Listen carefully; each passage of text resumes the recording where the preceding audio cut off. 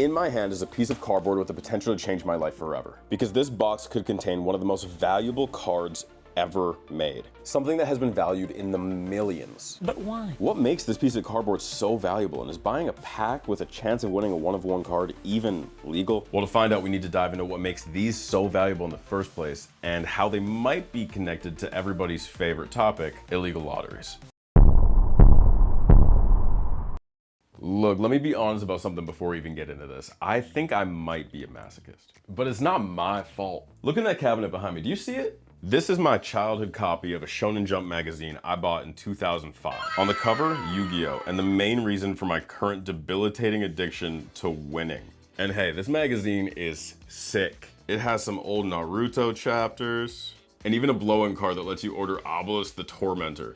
Honestly, I'm still tempted to this day to mail that in just to see what happens. Anyway, Yu-Gi-Oh! Introduced me and millions of other kids to the wonderful world of collectibles, specifically card collectibles, which, if you don't know, is a massive industry. It may surprise some of you to learn that according to this SkyQuest analysis, which measures only the sports card market, leaving out heavy hitters like Magic the Gathering, Pokemon, and Yu-Gi-Oh!, the sports card market alone is worth an estimated $10 billion and rising. Even if you've never bought a trading card in your life, this story taps into something huge about how companies use psychology to keep us hooked, just like with video games, lottery tickets, and even online shopping. Now, that love I had for collecting Yu-Gi-Oh! Cards as a kid eventually turned into Pokemon cards, and then eventually basketball. Which brings me to something that you guys need to know about me before we continue this video. I am a major NBA fan. I love basketball more than LeBron loves lying. Shout out all my tight ends out there, man. Beautiful thing, Travis Kelce, George Kittle, TJ Hawkinson. That's just to name a few. And don't get me wrong, I'm not gonna claim to be an expert on the NBA like other creators like Jimmyhxghroller, Kenny Beecham, or small up-and-coming content creator Paul George. But I'd say I'm beyond the casual viewer. I've even done the half-court shot at the Moda Center and missed pretty horribly. Oh, Elijah went with the shot put technique. But look, if I can tell you advanced stats about CJ Elleby and his beautiful hair, I would say that I at least have some level of NBA knowledge. But why does that matter at all? Well, because of the 2024 Olympics. And if you're not a big NBA person, don't worry, this video is not only about the NBA, but let me explain to you why the 2024 Olympics was so significant for NBA fans. Stephen Curry, LeBron James, and Kevin Durant all on the same team for the first time in their careers. This is extremely significant in the NBA world. I mean, LeBron is a consensus top 1 or 2 player in the history of the NBA. The GOAT! Steph Curry is unarguably, undoubtedly, the best three-point shooter to ever pick up a basketball. And Kevin Durant, well, he has some of the best tweets of all time. I'm watching History Channel in the club and I'm wondering, how do those people know what's going on the sun? Ain't nobody ever been there. Oh, and he's also a league MVP and 2-time finals MVP, but the tweets are more significant. These three have been a staple of the NBA for the last decade, and in LeBron's case, the last eon. So for NBA fans to be able to watch these three guys compete on the same team and win a gold medal felt like the perfect finale for what is likely their last Olympics. A beautiful send-off story that has been so integral to the lives of millions of people.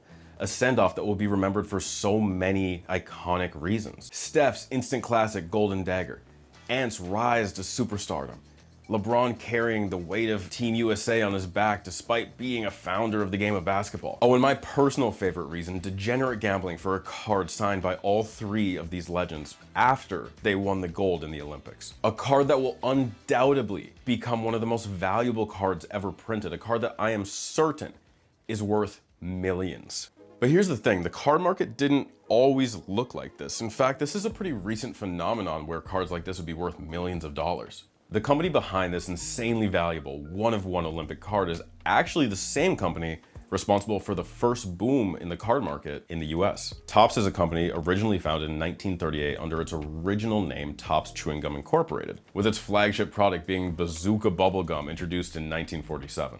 1951, though, is where we begin our journey, because Topps began to introduce collectible baseball cards as a way to boost bubblegum sales. It proved to be pretty successful, but the real boom didn't happen until a year later when Cy Berger, fire name by the way, designed what would become one of the most valuable cards ever printed.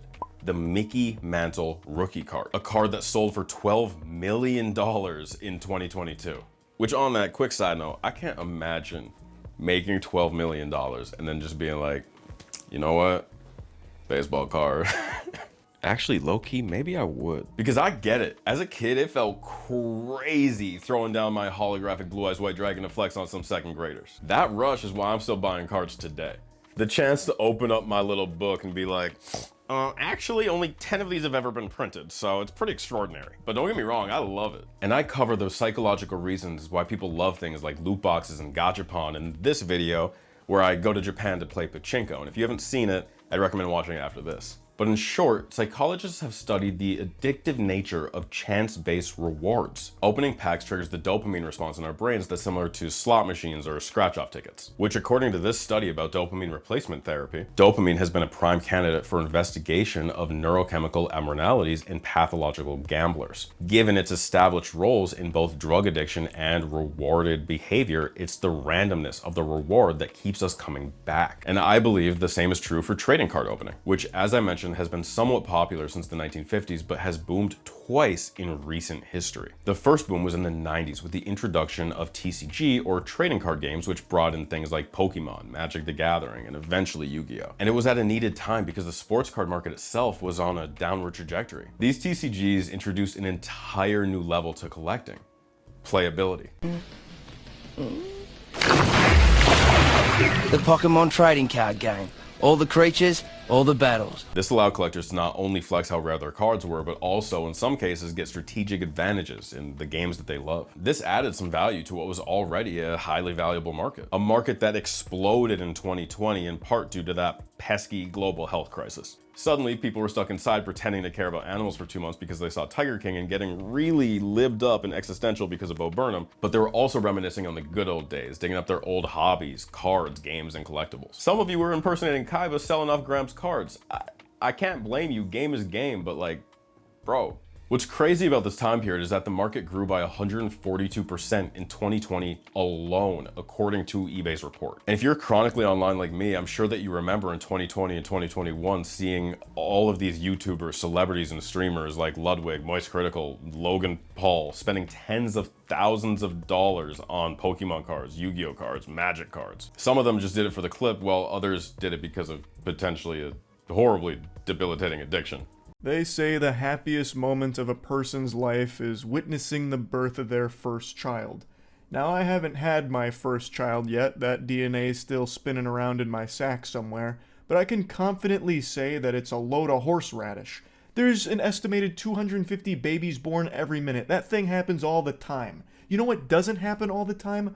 Opening Magic the Gathering Fallout card. But in part, due to their public purchasing at a time where people couldn't really do much else, trading cards became yet another form of speculative investment similar to cryptocurrency. People were no longer just collecting for fun, they're buying and holding, hoping that one day the market value will skyrocket again. A little bit like Aiden from the yard, who... What's the knife I bought? Well, where's the price on it? Factory new 20,000, and then minimal wear it's 15K. Oh, well, I bought mine for 14. You bought it? Yeah, the Jedi. And sold you my used the car. money for this? Yeah. But for trading cards, I think it's a lot easier to become obsessive. I think the reason for this is a concept well highlighted in this article from Cambridge. Dr. Luke Clark calls this the illusion of control. Near misses occur when the outcome is close to the jackpot, but there is no actual win. Near misses are common in many forms of gambling, such as when your chosen horse finishes in second place at a horse race. A moderate frequency of near misses encourages prolonged gambling, even in student volunteers who did not gamble on a regular basis. And part of the problem here is every single pack you open where you don't get the clearly extremely valuable card is a near miss, especially because you don't really know the true value of these cards without grading them. Oh, right. Okay, almost forgot about grading. Take a look at this card. It's a graded Zion Williamson rookie card. Unfortunately for me, it graded as a 6, which means the quality just wasn't super high. I'm probably gonna make some collectors mad here, but grading at its core is essentially just a way for collectors to compare and contrast their cards and flex which one is better. And it makes the whole card opening process stressful because at the end of the day, you don't know if you're holding a piece of firewood or your entire college tuition.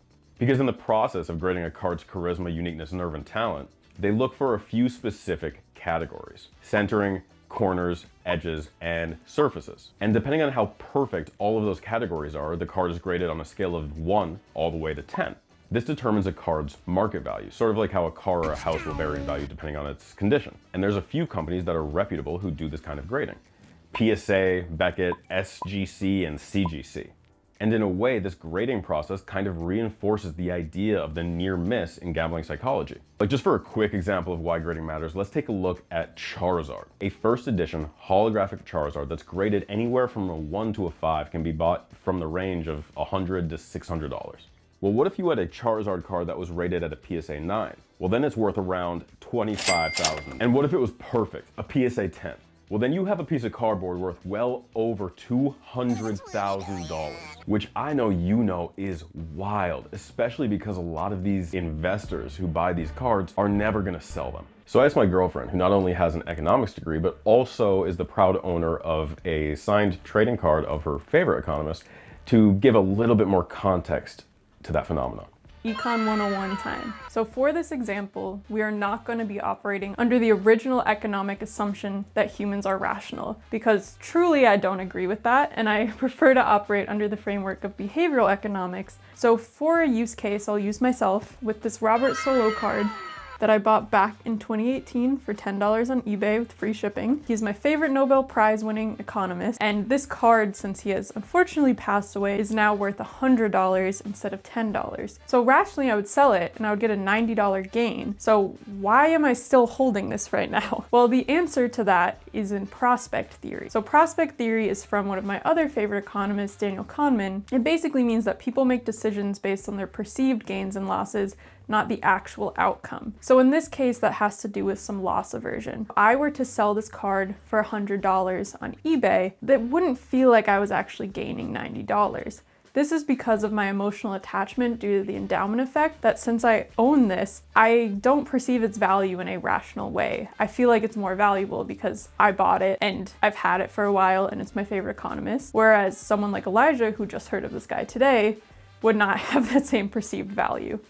People tend to focus more on the emotional loss than the gain. So an equivalent loss you feel about twice as much as an equivalent gain. This also has to do with reference dependence. So my reference point 2 days ago was that this card was worth $10 plus my emotional attachment to it. Whereas now, 2 days later, now that I know it goes for $100, my reference point is now $100 plus my emotional attachment to it. So if I were to sell it, the loss would feel greater today than it would have 2 days ago. Okay, so let's fast forward to today. Topps, who is owned by Fanatics, is getting access to licensing that was exclusively owned by Panini, another trading card company, for years. So a significant card release this year is kind of a giant marketing play to get people to be interested in Topps again. And the card that I'm talking about is an unlicensed, one-of-one Olympic basketball card with Steph Curry, LeBron James, and Kevin Durant that is signed by all three. It took minutes for the shop owners on TikTok to start posting bounties after it was announced. Topps now ran 588,000 of these, and only one of one is going to be this card. WoW Sports Cards is giving a $200,000 bounty for this triple auto card. On top of that, they're offering a round of golf at Trump National Golf Course with Lawrence Taylor.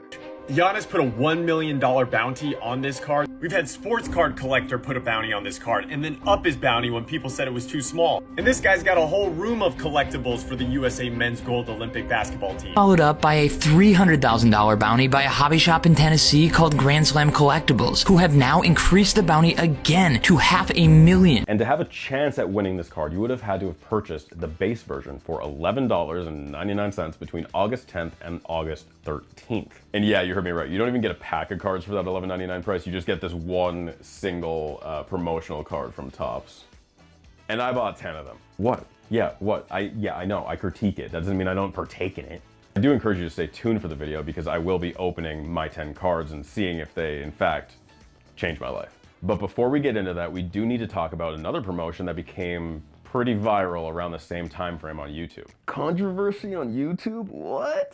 Yeah, I can't believe it either. Controversy surrounding a YouTuber. Who'd have thought? Well, specifically controversy surrounding the platform's biggest creator, Mrbeast.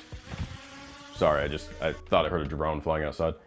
Now listen, I'm not a drama channel and I don't know the details or the extent to which the allegations against him are true or if they're not, and I really would prefer to not get drone striked by the Beast team, so I'm gonna keep this somewhat brief. Essentially what happened is that during a stream, Mrbeast and his team allegedly ran a giveaway where if you purchased a t-shirt or a chocolate bar or whatever, you'd be entered into a drawing usually related to large cash prizes, which if you didn't know is illegal.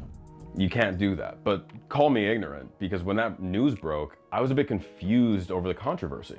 After all, I, as well as many others probably, have been buying things for years with the chance to win something bigger. And now all these YouTube lawyers are telling me that that's illegal? I mean, how is ordering 10 cards from Topps with the hopes of pulling out the big one any different than buying a t-shirt to get a cash prize on the Mrbeast stream? Well, according to the Federal Trade Commission, an illegal lottery usually consists of 3 key elements. 1, a prize or a reward. 2, the element of chance, where winner is determined by random draw. And 3, consideration, which usually means money, but can also equate to time or an amount of effort spent on something. And if all 3 of these are present, well, that means you probably have a lottery on your hands. And in the case of YouTubers, usually an illegal one, because getting the necessary licenses to run a lottery is borderline impossible. So what makes Topps different? To me, this sounds exactly like what the Beast team did, but on a larger scale. But it's just not that simple. Let's look at those key factors a little bit more closely through the lens of Topps. Number 1, prize. Well, that special one-of-one card is obviously the prize that you're trying to get, but there's actually a variety of prizes ranging from pearl to gold tier depending on their rarity. Number 2, chance. This is supposedly a random draw, so that's there. And 3, consideration, where a participant has to give up something of value, and these cards cost $11.99, so that's money. So case closed, right? Well, not exactly, because see, there's actually a very common loophole that most companies use when dealing with these kinds of prizes. Sweepstakes. Because see, when Mrbeast ran his alleged merch giveaway, there was a lot of controversy surrounding the ethics and the legality of what separates a sweepstakes from an illegal lottery. And the truth is, the line is often blurred, with companies like Topps and many others walking a pretty fine line when it comes to these kinds of promotions. Because the one major difference between a sweepstakes and an illegal lottery tends to be free entry. And while looking at the Topps website, it looks like you'd have to purchase one of these cards for $11.99 in order to enter this giveaway, but that's not actually the case. The posting of this card features both in the title and images that one-of-one signed card we talked about. They make it extremely known that one of the main pulls of purchasing this commemorative card is the chance to get that special one-of-one. And if you scroll down to the overview, again, it's telling you to look for the one-of-one signed card. So looking at this, it seems like you do have to buy it, right? Well, no. Because if you open the tab titled Description, there's not much of a description of the card, but there is a little section that says, no purchase necessary. Many will enter, few will win. With a hyperlink on the word here, that brings you to the official rules. And these rules let me know that I could have just mailed in an envelope requesting a single entry instead of buying 10 of these for $11.99. And technically speaking, that makes Topps a sweepstakes. And because you are technically buying a limited edition card that does have value with a chance of getting a bonus, it qualifies as a promotion.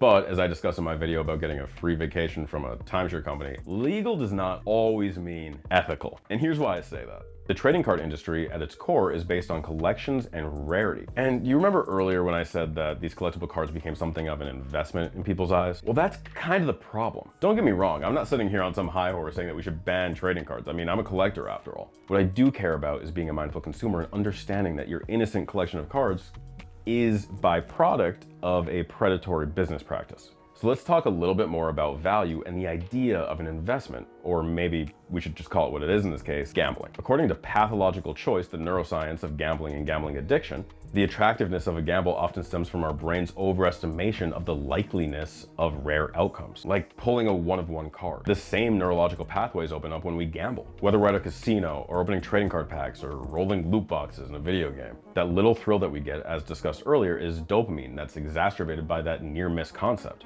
Like recently, I've been playing a lot of Pokemon Go with my girlfriend, and I've caught 3 times more Pokemon than her, but she's caught 3 times more shinies than me. Make it make sense. Sorry, it drives me insane, but I'm catching everything I see, in part due to that near-miss concept and the idea that any individual Pokemon could be a shiny one.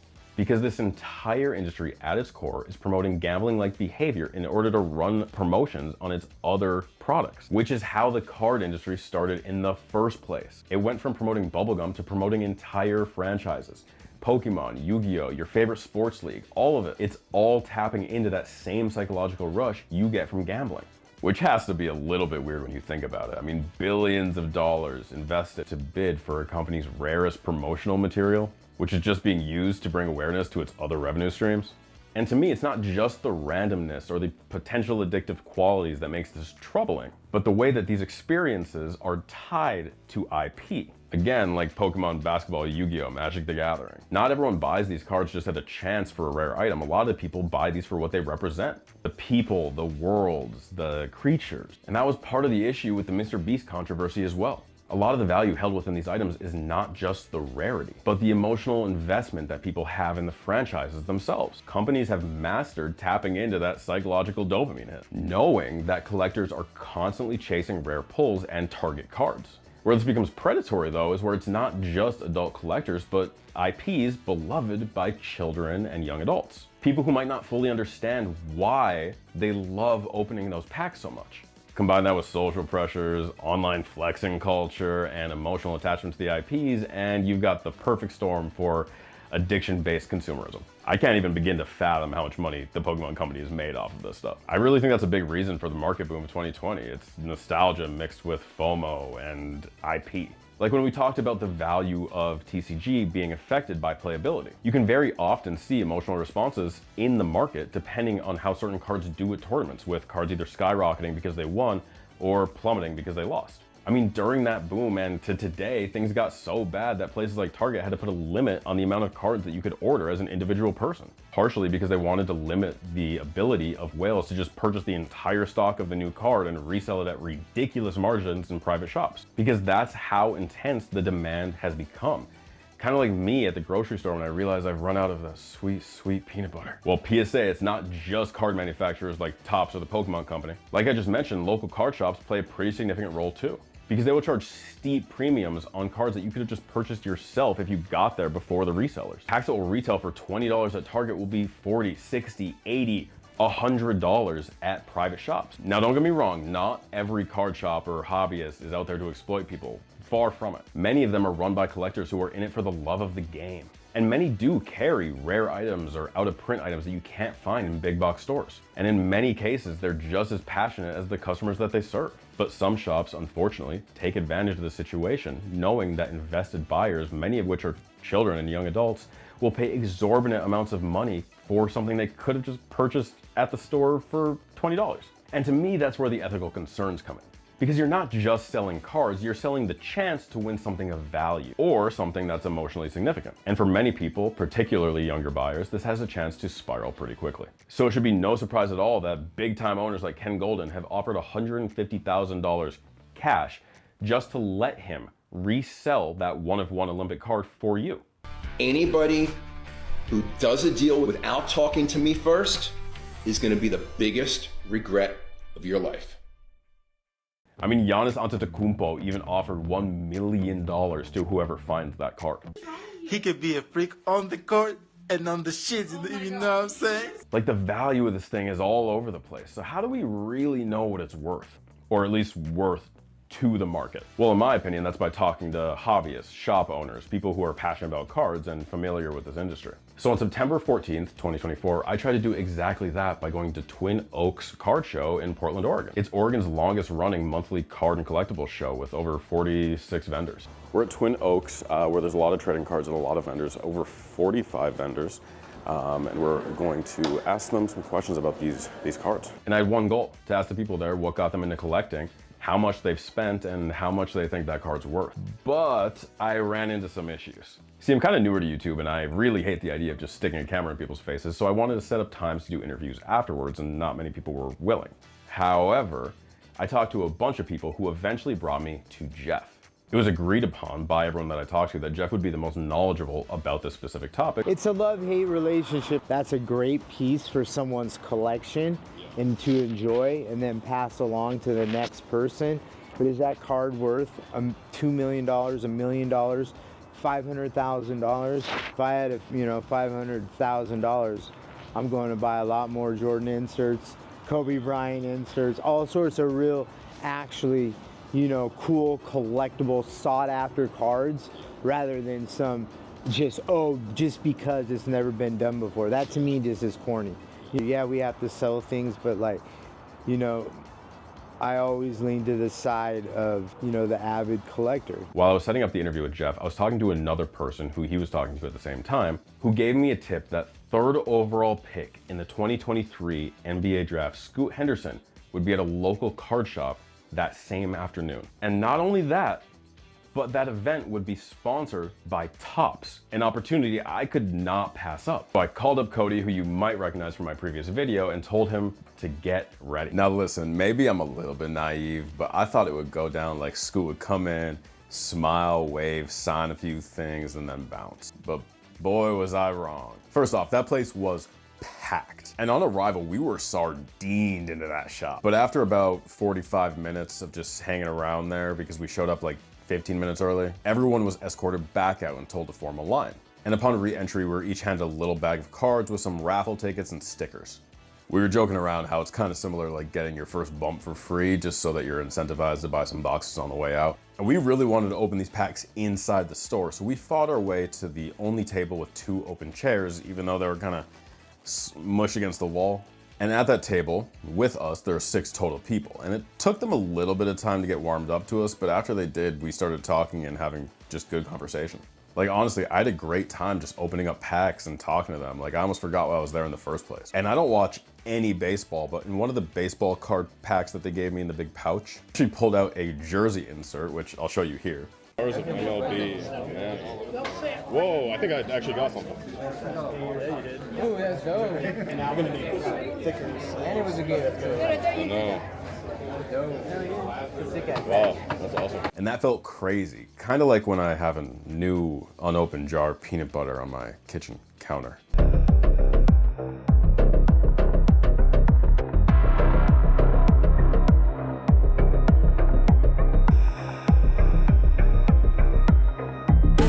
After about an hour, they began the raffles, and let me tell you, I think we're at the luckiest table in the entire place because 3 of the 6 of us actually won prizes. I also learned a pretty valuable lesson and to not turn off the Osmo when I'm recording raffles. Dumb, because I'm making YouTube videos now.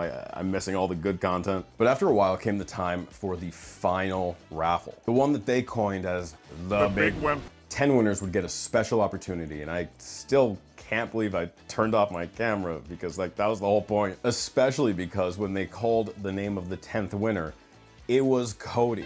We went crazy. Like we popped off literally screaming, which was kind of funny because everyone else whose name was called, I think maybe because they're more seasoned veterans of that whole situation, just kind of rose their hand and walked up to the front. But it kind of felt like we won our golden ticket, you know what I mean?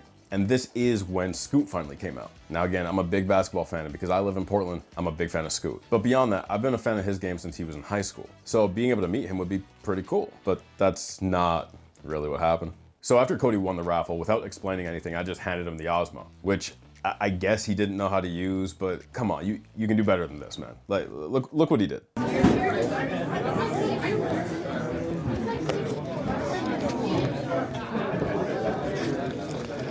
Eventually, I fought my way through the crowd to get a better view of what's happening, where Cody, along with 9 other winners, were awarded a brand new booster box by Topps that they had the chance to open with Scoot.